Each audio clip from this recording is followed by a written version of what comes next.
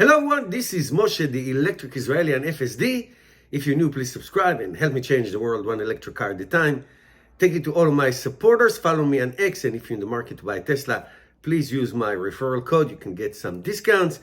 And today I'm going to talk to you about really the most important thing about electric cars. And for the longest time, let's say in the last 2 decades, is the cost of the battery. The battery is the biggest component cost-wise, that if it needs to be replaced and you're not under warranty, it is a lot of money. I have a friend who just replaced his battery on his 2012 Tesla Model S for $13,000. That sounds a lot, but if you think about it, it would have been 10 times more expensive if you had to do it in 2012, 11 years ago. So it seems to be from news articles that I'm reading that the price of the most important component and the most problematic component coming from the most problematic area in the world, cobalt, went down more than almost 50% to $32,000 a ton, as opposed to $60,000 a ton at the beginning of 2022. The problem with this material is that it's rare, and it comes from the Democratic Republic of Congo, where there's a lot of child labor. Okay, this is the country that supplies most of the cobalt.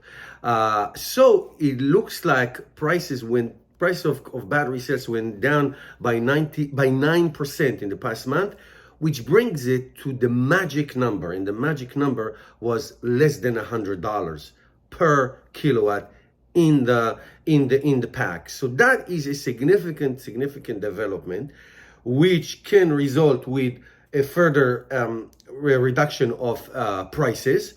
Now, as you know, one of the barriers to mass production of electric cars is not necessarily cobalt or nickel, which also a rare material.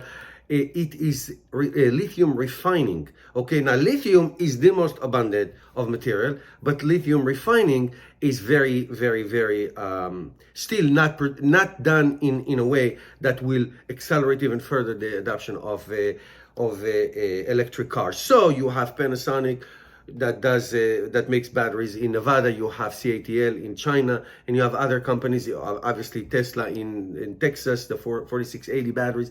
So this is a very labor intensive and material intensive endeavor. But to know that in maybe a little bit more than 15 years, the price of the kilowatt in the pack went from about $1,000 to $100, 90% reduction, is incredible. The magic price would be $60-70, and that would completely bring the prices of electric car in par with regular comparable gasoline cars, which is already happening today with a lot of incentives. But that's incentives, not pure price, like regular price with no incentives. Now, I have to say that most of the electric cars today, most of them, not all of them, but definitely the most popular ones that are sold, do not even have lithium-ion batteries that need cobalt or nickel. They are what we call LFP, lithium iron phosphate, and iron, which is really a very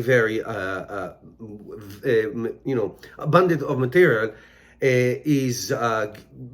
Well, that's the battery packs and the stationary storage and all that. That's lithium iron phosphate. Now the challenge with that, they're very heavy batteries, so they don't give you the longest range. Okay, and their performance is by far inferior to the lithium ion that has cobalt and nickel.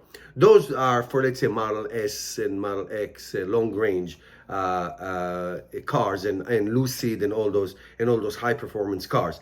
That's that. But for most people, that's not what they're interested. They're interested in a regular, commuting cars that will give them 250, 300 miles, if that. And we see that in the newer Teslas that coming from China, that they will have longer range with the lithium ion. Having said that, let me just say this. Having said all of this, The key is that everybody has to participate. All the car makers have to participate, and all the producers of lithium and all these materials have to be in, so there is economy of scale, and bringing the prices to the $60-$70. That's that, or 50 even. That is the key. Now I have to say that CATL, which is the largest battery producer in the world, and BYD in China, both of them in China, are using, or at least CATL are developing what's called M3P. Okay, that is a lithium ion that is based on manganese, which give you a longer range. Still, it is an LFP per se, no cobalt and no nickel, and give you a longer range. I'm not sure about better performance, probably better performance as well, but better charging speed, which is also extremely important. So this is very exciting. We'll continue to follow this story. Thank you for watching, and I'll see you in the next video.